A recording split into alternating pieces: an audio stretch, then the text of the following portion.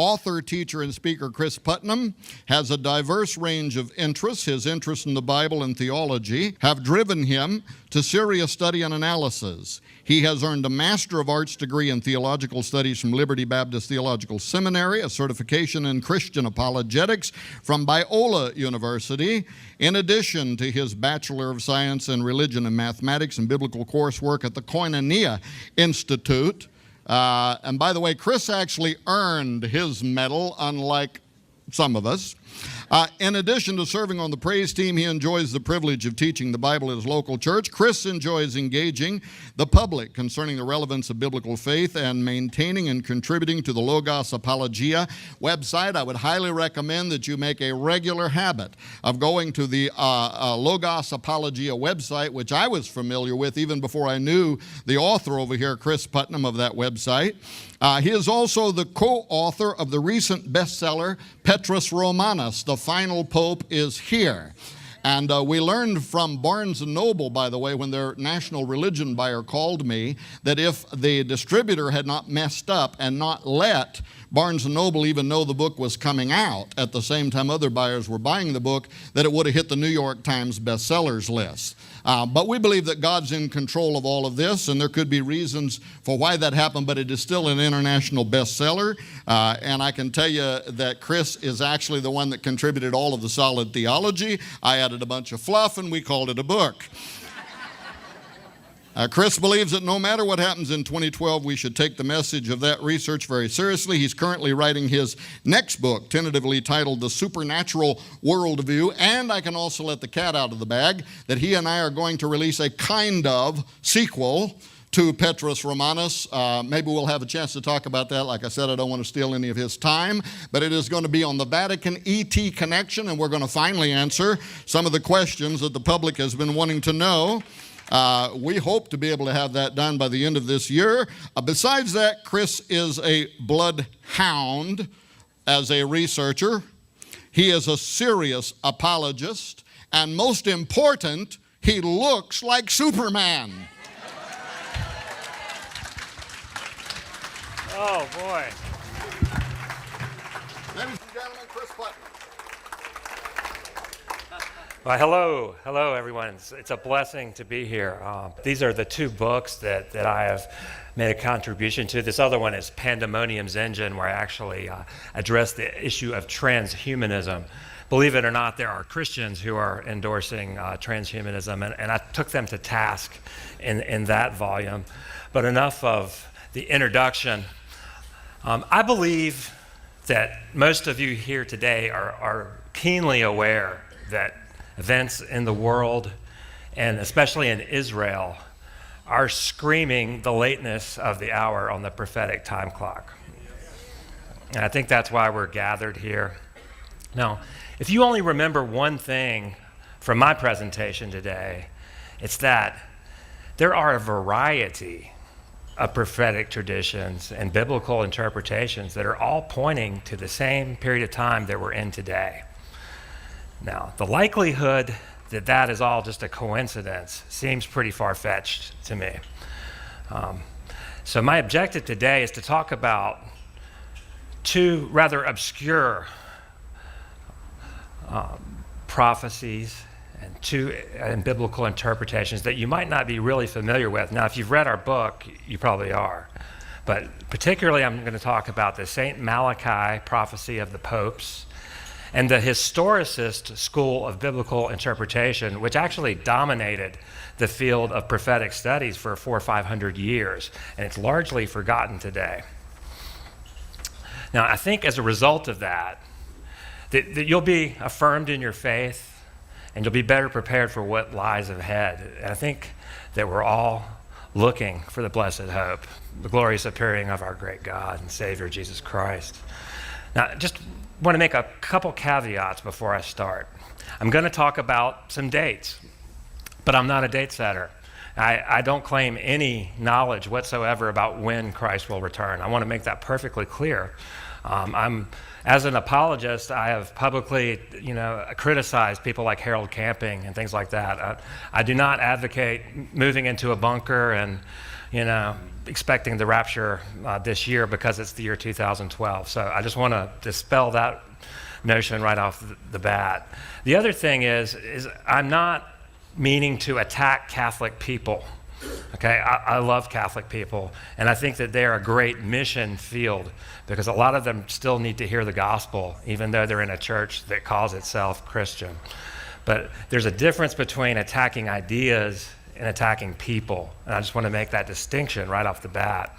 There's huge problems within Protestantism today as well, and to me, I think that's exactly what we would expect given the prophecies in the Bible, that we would expect to see a falling away from true biblical doctrine.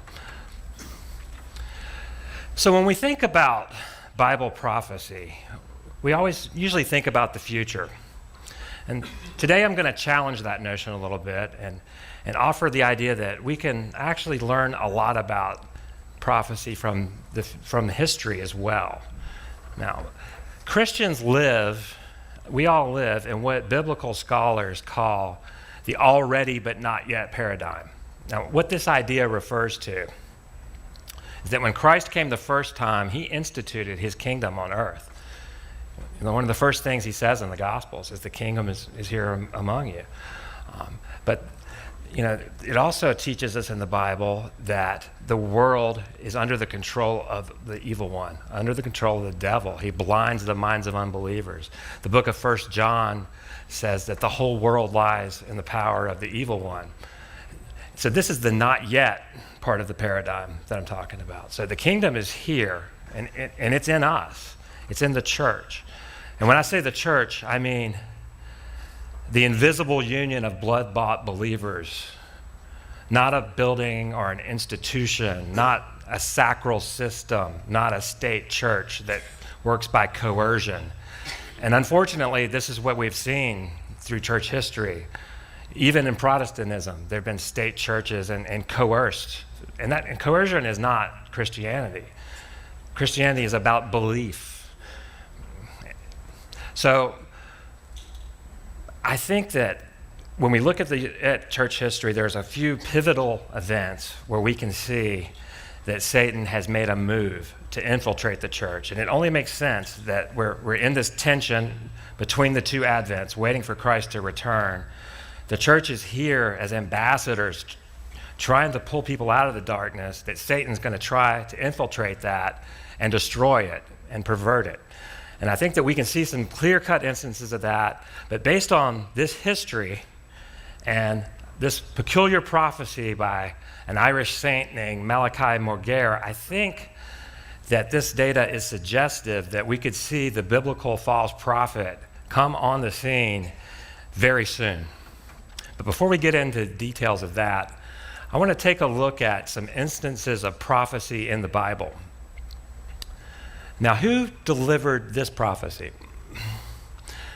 A star shall come out of Jacob, a scepter shall rise out of Israel. This is the prophecy that led the Magi to Bethlehem when Jesus was born. Can anybody yell out the name of who the prophet was? Balaam. Balaam, a sorcerer hired by Balak, a Moabite king, to curse Israel. Okay? This guy is not a Jewish prophet. He's an evil sorcerer. He goes down in infamy. The book of Revelation talks about the era of Balaam. But what's interesting is that God used this fella to deliver a prophecy that led the Magi to Bethlehem. Doesn't that seem like an unlikely choice?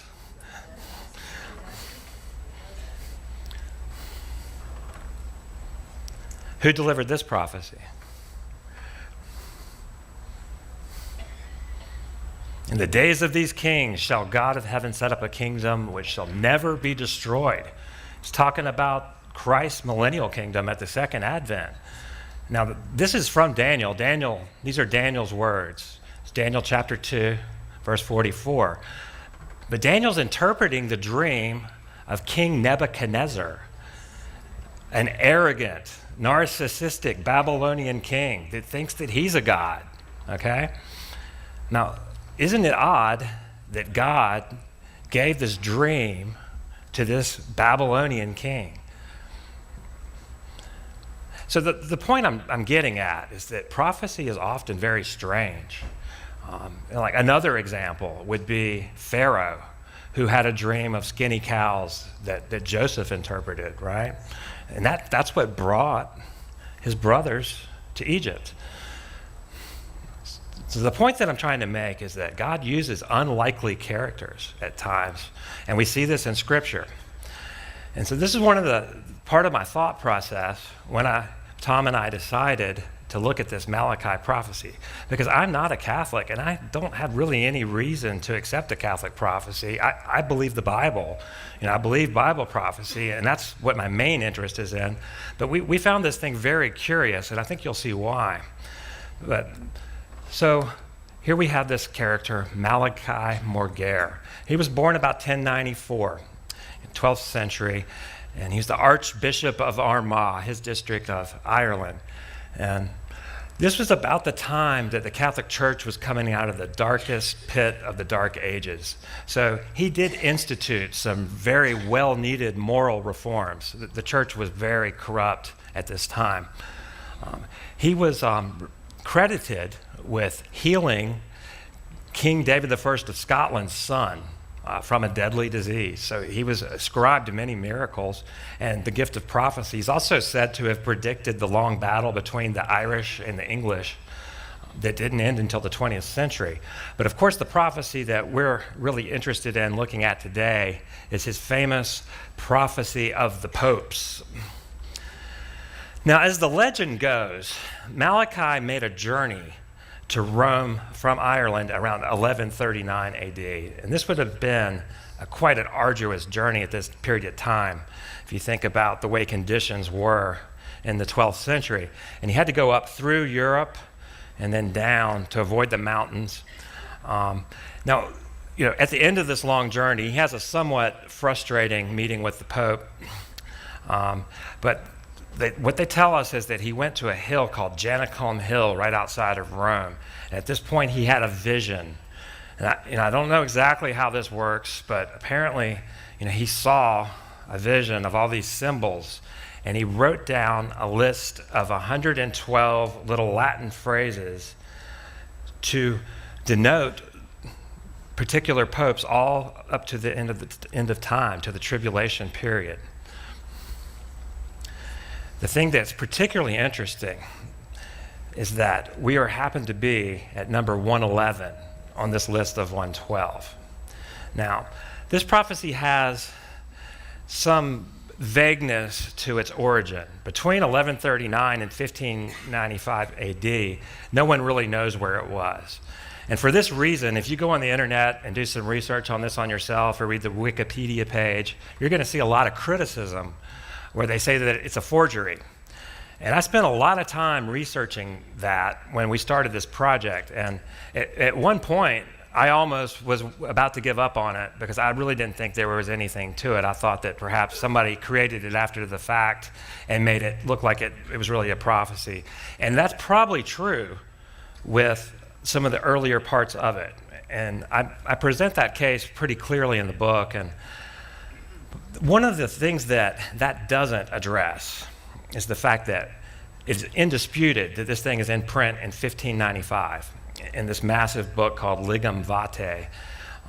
So that was widely distributed. Nobody disputes it. And so we have all these prophecies after its publication. And the thing that is very intriguing is that they are surprisingly accurate. And we're going to talk about that. But just to get a feel for how it works, we're going to take a look at a few of them. This is the one that made the decision for me. And I'll tell you why. If you think about science, and I've had some science in college. I was studying to be an engineer at one point and worked in the computer industry. But when a scientist makes a hypothesis, the scientific method is that he designs an experiment to try to falsify it. So the way that you test a hypothesis is you make a risky prediction. And if it meets the prediction, it confirms the theory. They seldom use the word proof in science, but they consider it a confirmation. But something that doesn't really make a risky prediction, like frankly, some of the predictions in this Malachi prophecy, that they're not that risky. They're very vague, and it's hard to tell if it really was fulfilled or not. But this one, this is the prophecy Religio Depopulata in Latin, and it really just means religion depopulated in English, okay? Now that's a risky prediction, because given the normal ebb and flow of history, we would just expect that the church to kind of go on as the way as it always has, you know? Also, if the church had grown, you know, if there had been a revival or something like that, this would be falsified. So we wouldn't expect this to happen. So it's a rather risky prediction.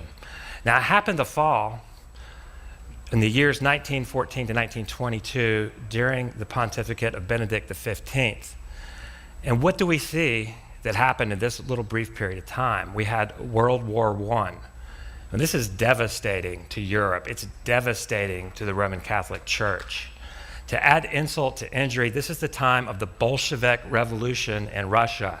Scholars, they think that probably 200 million people left the Russian Orthodox Church to join the Communist Party. The ones that didn't leave, we have the writings of Lenin and Stalin where they specifically target religious leaders because they saw them as an enemy of the state, someone who lives for something higher than the state. Someone who lives for God, that obeys God, is going to stand up to the Communist Party. So they targeted the church specifically. So Stalin alone is credited with killing 43 million people. The Soviet Union is probably one of the greatest mega murderers in history. And this is exactly when this Malachi prophecy says religion will be depopulated. Now that's not vague. And that to me seems like a supernatural prediction. Now here's another one, that Paul VI, he's Pope from 1963 to 1978. Now his motto is flower, flowers. Now this is a match to heraldry. Now what heraldry means is simply the coat of arms. And this is a big deal within the ancient world and the Middle Ages, and especially in Roman Catholicism. Now, his coat of arms, you'll see it has these three things they call a fleur de lis, and that's the flower symbol of the French monarchy. And it literally translates to flower of the lily. So here we have a pope. His coat of arms has three fleur de lis on it, and the prediction is flower, flowers. Now, like I said, I took a kind of a skeptical methodology when I was examining this thing when we were working on this book. And, you know, my first thought is, okay, you know, you're a Roman Catholic guy, you're working your way up. Everyone kind of knows about this Malachi prophecy thing.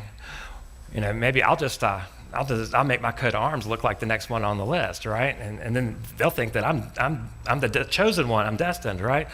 But that doesn't work, because it turns out, I studied heraldry a little bit to examine this, and they actually have to choose this when they become a bishop. It's a requirement. When you're a bishop, you have to have your coat of arms. And a lot of these guys become bishop like 30, 40 years before they're ever elected pope. Now, to be able to anticipate when the next pope's going to die and to match your motto up with that seems pretty far-fetched. So that doesn't seem to be the case, that they just fixed it. And so there's quite a few of them that match heraldry. And that's why it's kind of important. If you look at the prophecy, many of them are very descriptive of the coat of arms. Now, Paul VI gave a little-known speech. This was in the 60s. And we're taking a little side diversion from the prophecy of the popes, because I think that his speech was very prophetically significant. This was in 1965 at the United Nations, and I'll just read this little bit where he says, "We would almost say that your chief characteristic," he's talking to the UN, "is a reflection, as it were, in the temporal field, in the worldly field, of what the Catholic Church aspires to be in the spiritual field, unique and universal. Is there anyone who does not see the necessity of coming thus progressively to the establishment of a world authority available to act efficaciously on the juridical and political levels. Now, this speech is very interesting because Bible prophecy predicts a world government in the Old and New Testaments. Daniel chapter 7 speaks of a fourth beast that devours the whole world. Now that really was speaking of the Roman Empire in its first incarnation, but we also see that it comes back. And so Bible prophecy scholars have been watching for a revived Roman Empire for a long time. The book of Revelation, chapter 13, speaks of a world ruler with power over all kindreds, nations, and tongues. Now, will a future pope make Paul VI dream with his speech to the UN? Maybe make this ambition a reality? Perhaps. Now, this appeared just at the end of June 20th. Like I said, prophecy scholars, if you read J.R. Church's writings, you'll probably see him mention a 10-nation European Union. Many dispensational commentators have been writing about this for decades. And I don't know if this is exactly it, but I found this very intriguing. 10 EU foreign ministers have met. They're talking about reformulating the European Union into a 10-state system. Now, based on Daniel 7 and Revelation 13, John Valvrud, who was the president of Dallas Theological Seminary, wrote extensively about this, and I have an article about it on my website right now, logosapologia.org, where I even quote Valvrud's commentaries, and Hal Lindsey wrote about this in the late great Planet Earth. And it seems like this event right now is making what they wrote about a reality, and it's happening right now. This was in late June that I saw these articles. So back to the prophecy of the popes. John I, he was pope in 1978. He's famous for one of the shortest pontificates in history. He only lived 33 days. There was one pope that lived 12 days, so he probably has the record. But a lot of people think he was poisoned because they embalmed his body within 24 hours and didn't do an autopsy, and that was really against Italian law. But the Vatican is actually not under Italian law. It has its own law. It's actually a sovereign state. As far as his motto, he was born in the Diocese of Belluno. Now, the prefix bel in Latin means beautiful, and luno means moon. So quite literally, he came from the beautiful moon.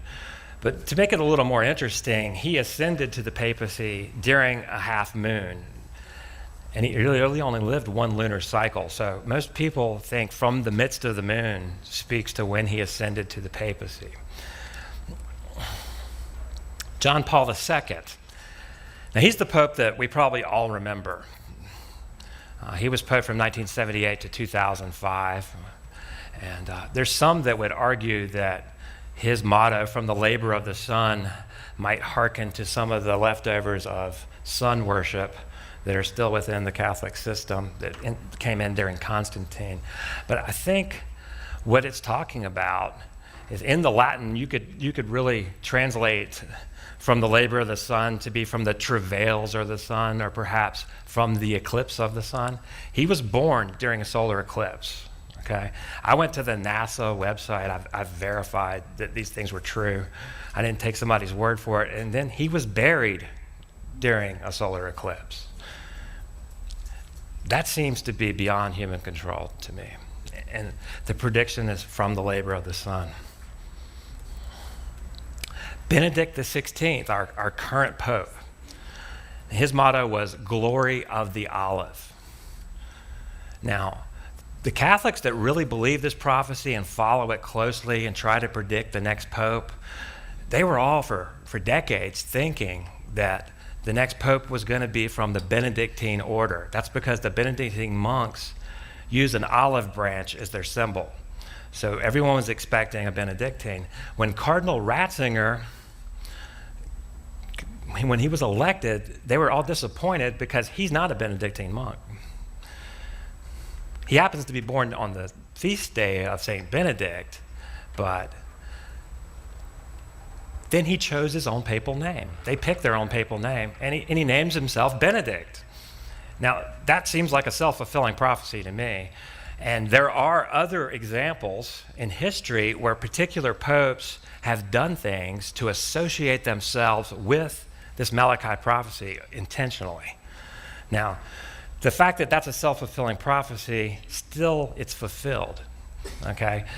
And it's really odd to me because you do see ones that seem like they were manipulated that make them fulfilled, and you see ones that are so vague that you wonder if that really counts, okay? And I acknowledge that, but the ones that you can't explain are the ones like religion depopulated, okay? And so when you put them all together, it still kind of coherently is coming true from different ways. Now, one of the other things about the Benedict thing is a lot of people think that perhaps the olive reference could be hearkening the Olivet Discourse by Jesus, which we are all probably familiar with, where he talks about the end times. And I think that we see the birth pains that Jesus talked about, the wars and the rumors of wars and the earthquakes and the famines and those things. I think we see them coming closer and closer together. So some people would associate his motto of glory of the olive with perhaps a reference to the Olivet Discourse. But here is why Tom and Horn and I were attracted to this prophecy in the beginning. And this is why we wanted to write about it. Because this is the prediction for our very next pope. Okay, Benedict turned 85 in April, so it's not long. This is what this prophecy predicts. It says, in the extreme persecution of the Holy Roman Church, there will sit Peter the Roman, who will nourish the sheep in many tribulations. When they're finished, the city of 7 hills will be destroyed, and then the dreadful judge will judge his people. The end. Okay, that's not vague. That's not vague at all. And, you know, right off the bat, a few things jump out at me when I look at this. I mean, I see words like persecution, many tribulations, the city of 7 hills is going to be destroyed, and judgment. Okay, it doesn't take a prophecy scholar to see that this is talking about the tribulation and the end times. What really jumps out to me as someone who studies the Bible, though, are the amazing parallels to Revelation chapter 17. I saw a woman sit upon a scarlet-covered beast with names full of blasphemy, having 7 heads and 10 horns, and the woman was arrayed in purple and scarlet cover, and decked with gold and precious stones and pearls, having a golden cup in her hand full of abominations and filthiness of her fornication. And upon her forehead was the name written, Mystery Babylon the Great, the mother of harlots and abominations of the earth. Now, this is a painting by William Blake that hangs in the British Museum. And it just kind of gives you an idea of this apocalyptic symbolism that John was writing. This hideous beast and this great harlot that rides the beast. But even so, I think the book of Revelation is pretty good about defining many of these symbols for us. And the ones that aren't actually defined in the book of Revelation, you'll find a lot of them defined in the Old Testament. And if you ever study the Bible with Chuck Missler, then you'll get more than an earful about what all of them mean. Chuck is a great Bible teacher, and I've studied a lot of his materials. Now this, what I really find particularly compelling with the Malachi prophecy and Revelation 17, the city of 7 hills is a very transparent reference to the city of Rome. Even the Catholic Encyclopedia identifies Rome as the city of 7 hills. Now, Revelation 17, with this great harlot, here's a mind that hath wisdom. The 7 heads are the 7 mountains on which the woman sitteth. You know, Bible scholars all pretty unanimously will say that is a reference to Rome, which was, you know, where John was dealing with when he wrote this book. Now, if that wasn't enough, I think that John makes it really clear. At the end of the chapter 17, he says that the woman is the city that has dominion over the kings of the earth. Now, when you interpret the Bible, I mean, a lot of people want to impose their meanings onto the biblical text. The way that you get away from that, the way that you can sort of hold the truth of the scriptures in, is you try to stick with the author's intention. The original author's intention is what it means, what he intended his readers to understand. And when John was writing this book and sending it to the letters to the 7 churches in Asia Minor, this was at the height of the Roman Empire, okay? And the city that had dominion over the kings of the earth was Rome, and everyone knew that. So I think that's what John intended by that. Here's a lesser known but very interesting piece of evidence that we can use to identify the great harlot. It's called the Dia Roma Coin. And this was a coin that was in wide circulation at the time that John wrote the book of Revelation. The goddess Roma is the deity of the city of Rome. She was also seen as a mother goddess, and she was also known as the Queen of Heaven. Okay, for that reason, I make an argument in our book that the entity, I think that some of these ancient gods are actually real entities, that they are fallen angels, that there might be, something tangible behind some of these deities. And I think that this could actually be the entity that's behind the Marian apparition phenomenon that the Catholics are worshiping. So this coin was minted around 71 AD. And it was in wide circulation. So the point of that being is that the book of Revelation is written around 90, and it was delivered to these churches in Asia Minor, Ephesus, Thyatira, Smyrna, Laodicea, all those churches. And these guys would have been familiar with this coin. They would have had this image in their mind. And what do we see on this coin? Well, the goddess Roma is sitting on the 7 hills of Rome. Okay, that's where she's sitting. Over here, I don't think the laser pointer will work on the screen, but on this side is the river deity for the river Tiber. And down here are the twins, Romulus and Remus, who are the mythological founders of the city of Rome, and they're actually being nursed by a she-wolf, which is how the myth of the founding of the city of Rome goes. The letters S and C are just Latin that stands for a Senate resolution. The goddess is sitting with a military Roman skirt, and she has the Roman sword on her knee. Now, this would have been pagan Rome, but the Roman sword, it also says that Mystery Babylon, the great harlot, is drunk with the blood of the saints and the martyrs of Jesus. And this is a sobering coin. We're going to look at another coin. This is a papal medallion, okay? It's minted by Gregory XIII, and right above Gregory's head it says Pontificus Maximi, which is the name of the high priest of the pagan Roman Empire.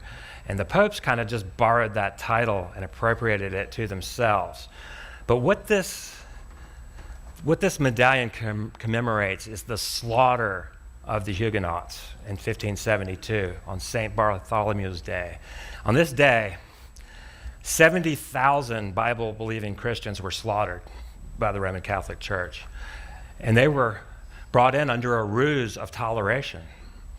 The king, they invited them to a cathedral to sign a peace agreement. We're not gonna fight anymore. We're gonna accept you, as another church. And as they showed up, they got picked off one by one, and it went on for days. Now, I've seen Catholic apologists argue, well, that was the French monarchy, and they perpetrated this. But when the Pope heard about it, he threw a party. He had a hymn of praise sung, and then he had this medallion made. And if you can see it, I don't know if everyone can see it, but there's dead bodies laying all over the back side of this coin. There are Bible-believing Christians. And I have a hard time believing that this Roman Catholic system is of Jesus Christ when it's slaughtering people for their faith in Christ because they don't want to ascribe to the sacral system under their thumb. Now, let me go back. This is only one instance. And this has gone on throughout history. And I actually wrote down a quote. Chuck Missler has a briefing package called the Kingdom of Blood. And it came out back when the book A Woman Rides the Beast by Dave Hunt came out. So I'm not the first person to talk about this, and I won't be the last, but Chuck phrased it in a way that I thought was interesting and kind of clever. He said, Innocent III murdered far more Christians in one afternoon than any Roman emperor did during his entire reign. Millions over the centuries simply refused to align themselves with Roman Catholic heresies, dogmas, and practices were martyred for their faith. There's a trail of blood behind the theology and the freedom that we have today in the American church. The fact that we can get together and have churches that believe what we want to believe and read the scriptures as we want to is a privilege that many people gave their lives for, not just at the expense of the state or the pagans, but against the Roman Catholics. So is this just a Protestant idea that I'm getting at when I'm trying to connect the Catholic Church and Revelation chapter 17? And no, it's not. And here's some Catholic opinions. This was a Jesuit priest named Manuel Diaz Lacunza. Now, he was very unsatisfied with the allegorical interpretation of Bible prophecy that was predominant in the Catholic Church during his day. This was the early 19th century.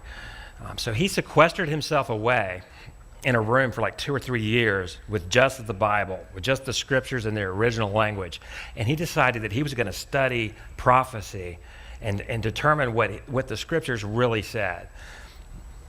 Now, at the end of his study, he concluded that the phrase, the day of the Lord, actually spoke to when Christ returned, the Jews were converted, that Satan was overthrown, and then Christ would set up his millennial kingdom on earth.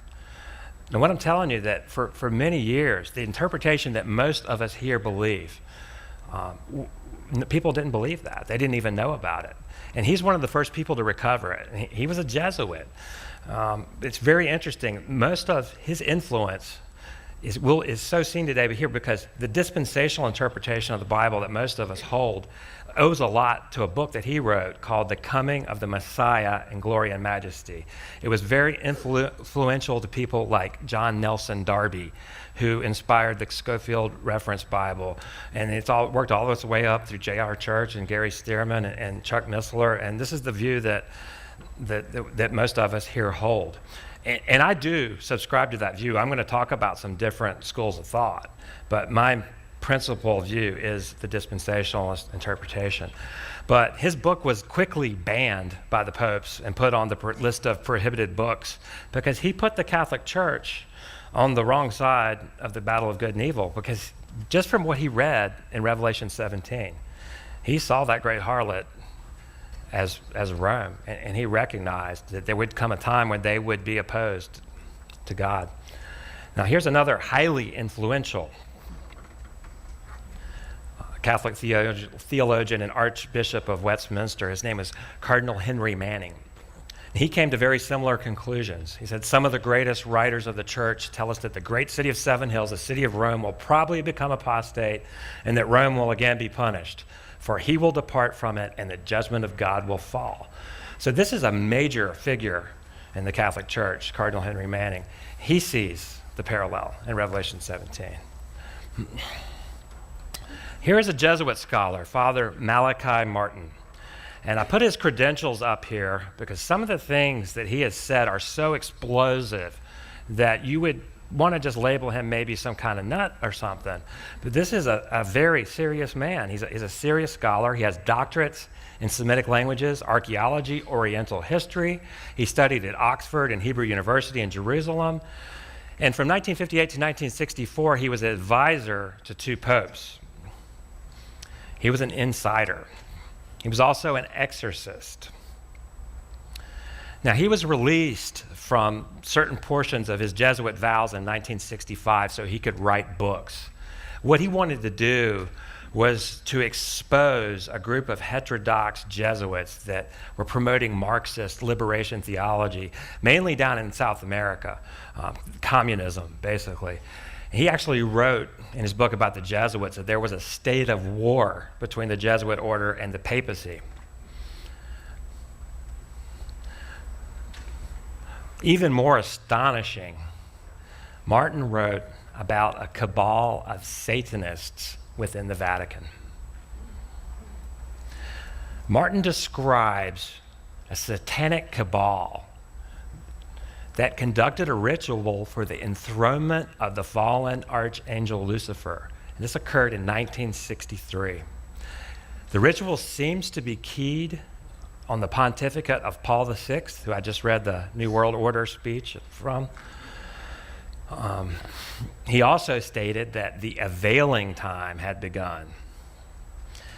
And later on in the same book, he wrote about the purpose of this ritual. He reveals that the purpose of these Satanists within the Vatican was to transform the papacy into a willing instrument of Satan. They call him the prince. And just to read this quote, henceforth the life and member of every phalanx, the phalanx was this group that he was talking about within the church, in the Roman citadel was to be focused on the transformation of the papacy itself.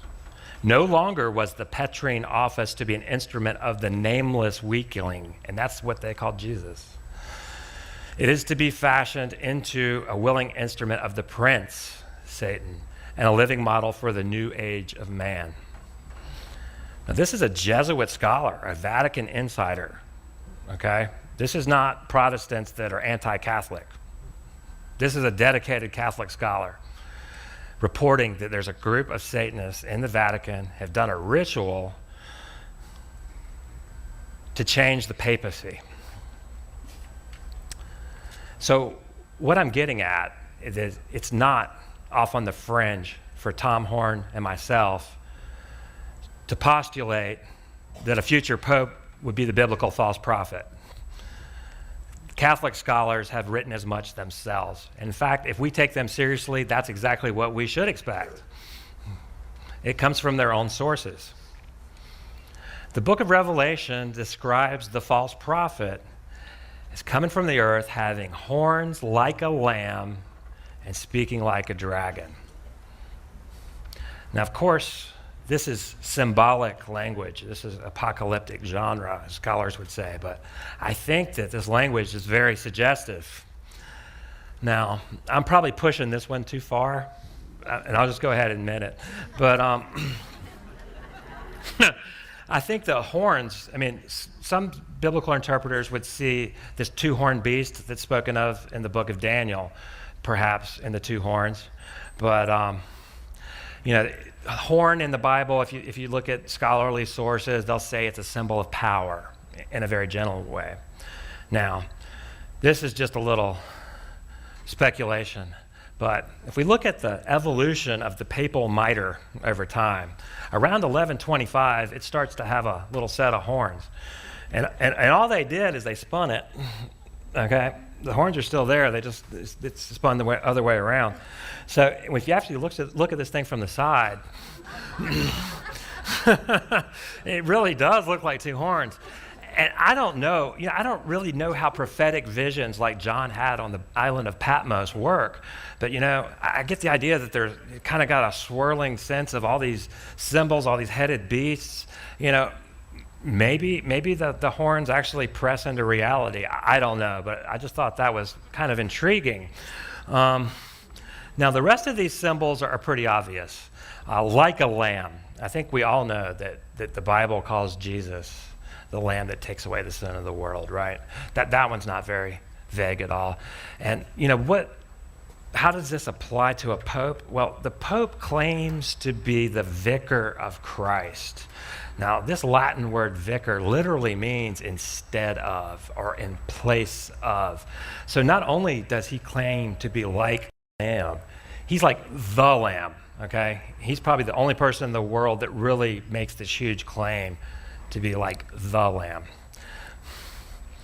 So the term vicar, quite literally, it translates to the Greek anti in a very parallel way. And this is one of the favorite arguments of the Protestant reformers, is that when you call yourself vicar of Christ, if you want to put that in Koine Greek, you might as well just say you're the Antichrist. It literally works that way.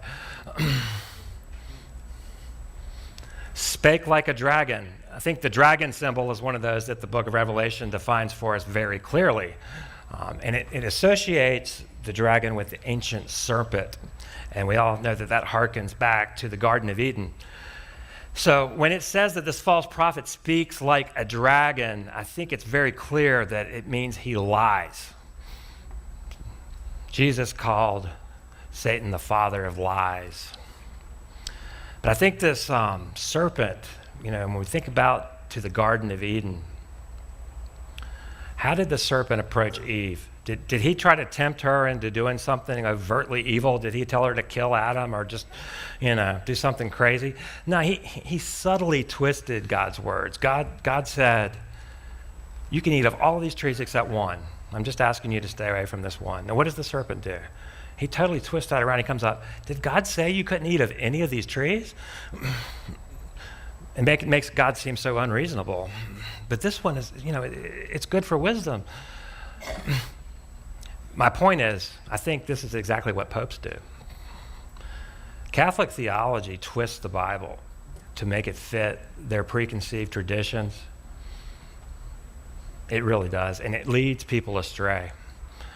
I spend quite a bit of time in our book, Petrus Romanus, handling some Catholic doctrines and some of the things that they claim is true. And my whole strategy for doing that is I just compare it to the Scripture. Say, this is what they say, this is what the Scripture says. And I think I was pretty fair in the way I handled it. But I think the Pope is probably one of the biggest people that speaks like a dragon on the earth today.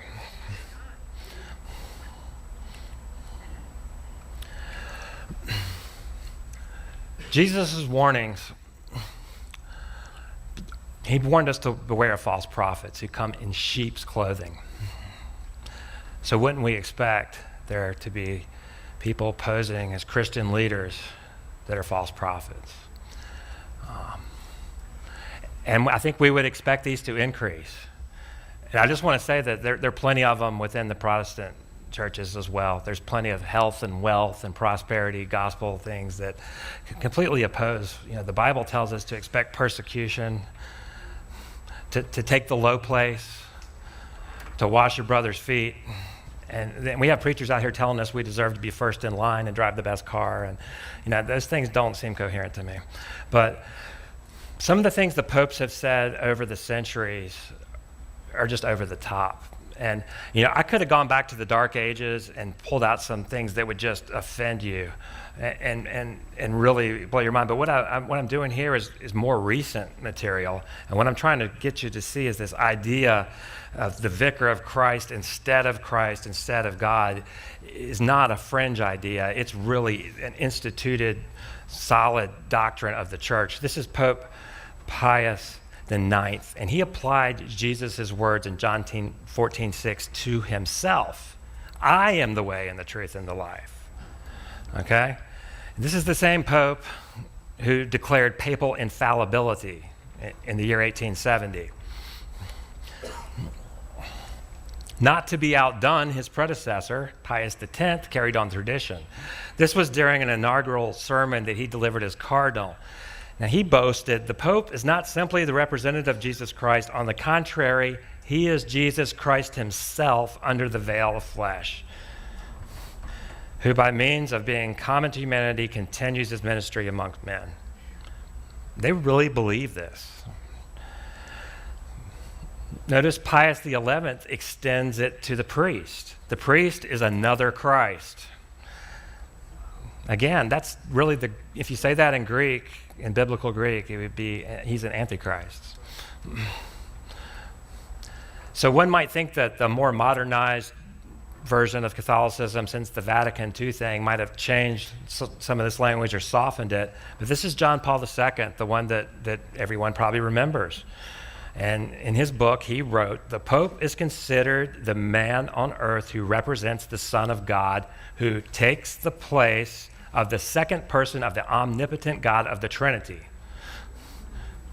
Seriously, folks, this is very recent. This is very recent. Doesn't it sound like he's claiming to be God? He is. He's claiming to be God. And, given these boasts, is it too much of a stretch to agree that the Protestant reformers might have had a pretty good point when they applied this passage in 2 Thessalonians to the popes. He who opposes and exalts himself against every so-called God and object of worship, so that he takes his place in the temple of God, proclaiming himself to be God.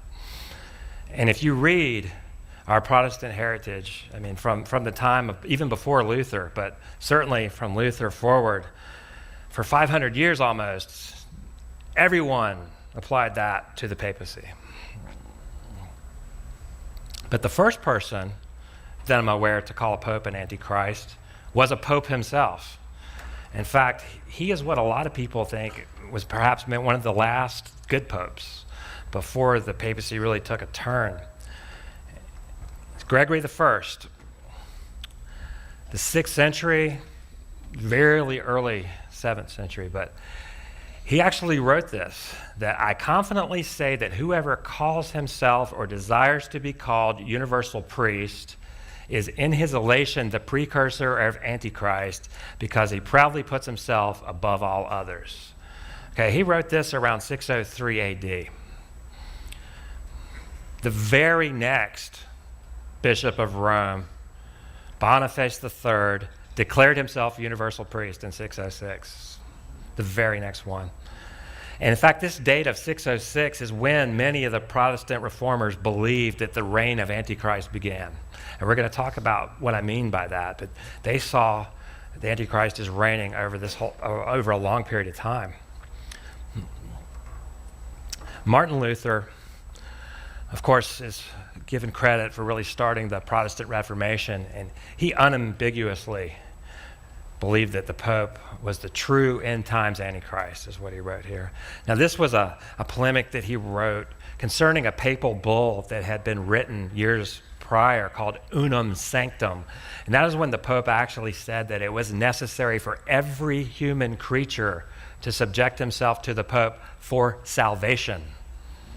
In other words, if you weren't in subjection to the Pope, you would go to hell. And this is the kind of thing that Luther was pushing back against. Of course, he wasn't alone. John Calvin, I could go through all of our famous Protestant leaders and quote you, but they only gave me an hour. And I cut out a lot of slides. Because I did have Calvin, I had a lot of other guys. Thomas Cranmer was the Archbishop of Canterbury. And he reigned, he was in that position during Henry VIII, Edward VI, for a very short time, Mary I. And the reason why is that Mary was Catholic, and she has the name in history of Bloody Mary, because she slaughtered so many Protestants. So he wrote the Book of Common Prayer that is still in use in the Anglican Church today, and a lot of people still refer to it. When Mary got a hold of him, she had him tortured for a long time, and he watched a lot of his brothers in Christ being slaughtered.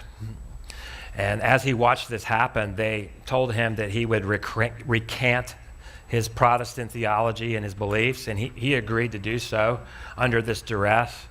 And so they scheduled him to give a speech right before they were going to execute him, where he was going to denounce Protestantism. And it was all scheduled, and he went up there. And right before they were going to kill him, he stood there and he said, "As for the Pope, I refuse him as Christ's enemy and Antichrist with all his false doctrines." So he recanted on his recantation. He was burned at the stake within minutes. So he died as a Reformation martyr. The thing that I want you to understand is, I'm not trying to just demonize Catholics, but this history is very real. I mean, this is our heritage, and a lot of people have forgotten it. The evangelical church today is largely ignorant of a lot of this history, and there's a big push to reunite with Rome.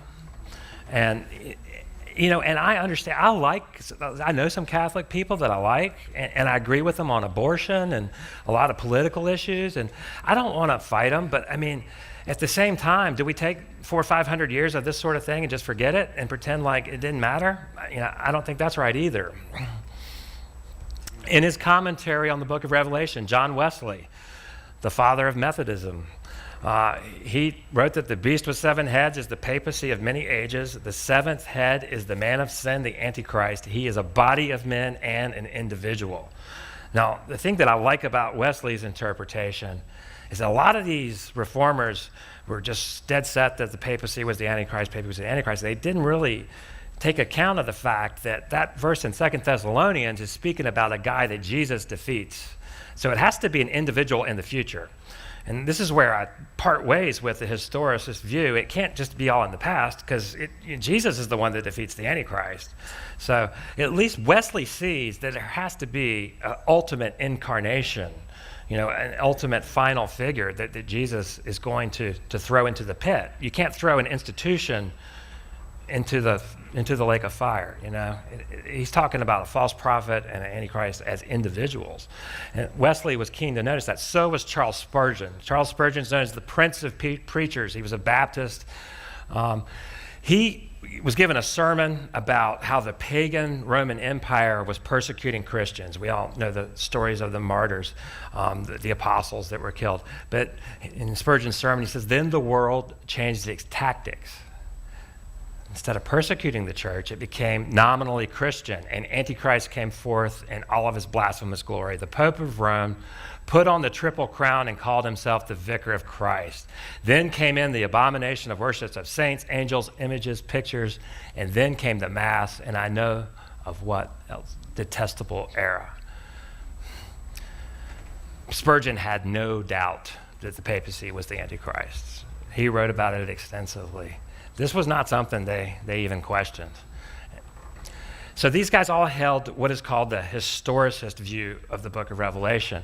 And that really means the way that they interpreted the book, they saw it as starting at the first Advent and ending at the second. I think we have an alarm going off. So the whole span of church history would include the bowls, the trumpet judgments. I mean, they would see the rise of the Muslims and all these things coming in through the book of Revelation. And I don't know that I actually buy into that whole school of thought, but even us as dispensationalists do have elements of this in our thinking. If you think about the way that a lot of us probably interpret the letters in the book of Revelation, we see those as ages in church history. We want to think, well, I'm in the Philadelphia age, or we're in the Laodicea age now where people are lukewarm, right? So that is really a form of historicism where we see eras in church history in those letters, and there's quite a few dispensational scholars that do believe that. Now, one of the most famous adherents to that school of thought was one of our greatest American theologians, Jonathan Edwards. Now, Edwards really believed in the papal Antichrist as well. And what they did is they saw these 1,260 days that the woman was chased into the desert by the dragon in the book of Revelation chapter 12 as 1,260 years. They kind of did what we do with Daniel's 70 weeks, where they made the day a year. So they saw a period of time for 1,260 years where the real church was persecuted by the Antichrist church, which they saw as Rome.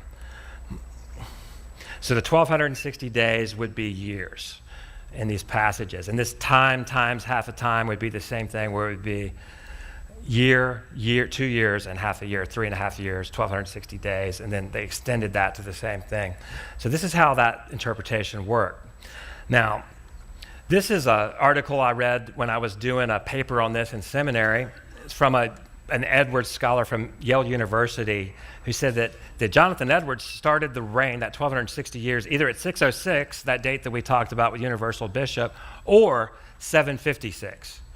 Now, it's the second date that is more intriguing for us, because if you add 1,260 to 756, it lands you on the year 2016. Now, there are some scholars that argue that it happened earlier than that. Some would say 751, 752. There was this deal between the Pope and King Pepin. And this is called the donation of Pepin. And I call it a Faustian bargain, based on the tale of Faust who sold his soul to the devil. What happened was Pope Stephen made a deal with the Frankish king Pepin the Short. He used a fraudulent document, a forged piece of literature called the Donation of Constantine, that said that Constantine had donated all this land to the church. He got King Pepin to go to war for him and slaughter a whole bunch of people. It made the Pope a king. It made the Pope a political entity. This happened, most scholars would say 756. So that's when we would start it. Now, quite interestingly, in the research for the book, I found a Presbyterian pastor, William J. Reed, and he wrote, this is in 1878, but if it began as it seems altogether most probable about the year 752, when the popes assumed all their proceedings in the style of temporal sovereigns, then it will be destroyed about the year 2012. Now, isn't that incredible? I mean, way before the Mayan calendar and all that kind of stuff, 1878, we have a prominent Presbyterian pastor predicting the end times in the year 2012. And this is not rare. Tom and I have uncovered at least 10 more commentaries from the 19th century that predict the period of time we're in right now. Some say 2012, more say 2016. Now, in the research of this prophecy of the popes, I discovered a Belgian Jesuit. He worked at the University of Namur in Belgium. He wrote on theology and biblical studies. The book that I uncovered was called The Mysterious Prophecy of the Popes. It was written in the year 1951. He really believed this was a real prophecy. Now, he thought the first 70 mottos had been altered. And I talked about somebody probably monkeyed around with it. So he started the authentic part of the prophecy in the year 1572. What he did is he took the number of popes from 1572 to 1950 when he was writing, and he divided it. He calculated the average reign of 40 popes to be 11 years. So 40 popes left on the list from 1572 forward times 11 years is 440 years. So if you add 440 years to 1572, you land on 2012. Now, Rene Thibault wrote in this book that was in print in 1951, he mentions the year 2012 over 24 times. He found all kinds of anagrams and encryption codes within the Latin text of this prophecy of St. Malachi, and he said 2012 over and over. This is how he ends the book. The year 2012 will show whether or not the prophet saw clearly. Well, I would take that and actually change it from St. Malachi to Rene Thibault, okay? Because he really makes a big deal about the year 2012. This book is in print in 1951. He died in 1952. The book went obscure. I had to have it dug up from the UNC Chapel Hill basement, and it was all in French. I translated it. We actually provide a copy of that book. If you buy Petrus Romanus from Tom, I think you get the DVD. I think Gary's store has it too, I hope. We actually include a copy of this text in French, and then I provided a rough English translation. Now, imagine Tom and my surprise when we saw that Pope might retire in April 2012, right as we were writing the book. I didn't know what to think. It didn't happen, but it really blew me away. But right now, what are we seeing? Have you guys been hearing in the press? The VatiLink scandal, it really looks like there is a lot of political posturing going on, anticipating the Pope stepping down or leaving office, or something's happening. And it's really clear that this thing could come to pass. Now, I'm about to run out of time, but this is our number one candidate, Cardinal Pietro Bertone. He's the second in command at the Vatican. One of the other things that I uncovered was that in 1993, during the Oslo Accords, this guy, Mark Halter, reported that Simon Peres, who's now president of Israel, made a deal to turn over the old city of Jerusalem to the Pope. And this headline reads, "Now Jerusalem, given sovereignty to the Pope." So there's a Vatican agenda. People will tell you right now that the Vatican is buying up all sorts of land around Jerusalem. There's a lot of controversy. There's a lot of articles. These are a few that I pulled up. Did you know that Bethlehem, the Church of the Nativity, is the first place ever put in the United Nations listed under the nation of Palestine? Yeah, it's not in Israel, it's in Palestine, and it's officially listed in the UN that way. There's a lot of people talking about the Vatican is using the Palestinians to gain sovereignty. And there's the Hall of the Last Supper where King David's tomb is and supposedly where the Last Supper was. What Jewish reporters are reporting right now is that the Vatican has gotten sovereignty over that site, and it's on Mount Zion. So we know that the Temple Mount faithful have laid a cornerstone for the third temple in 2009. And so what are we expecting to happen at this third temple? I think this is where the Antichrist will sit. And I think the Vatican's making a lot of moves to be a part of that system. So it's worth paying attention to. So this is the end of my talk. I think that just in a brief summary here, that we can see that the Malachi prophecy seems to match up to Revelation 17. There are some remarkable fulfillments. Now, I'm not telling you that it's for sure a real prophecy, but it's intriguing, and it is suggestive. The false prophet is likely a future pope. The historicist interpretation of the book of Revelation, we have Reformed and Presbyterian scholars writing for 200-300 years, and they're predicting the time of period that we're in right now. The Malachi prophecy definitely suggests that it's imminent, and the Vatican definitely does have designs on Israel and is trying to make them come to pass. And so that I have, and I thank you very much for coming.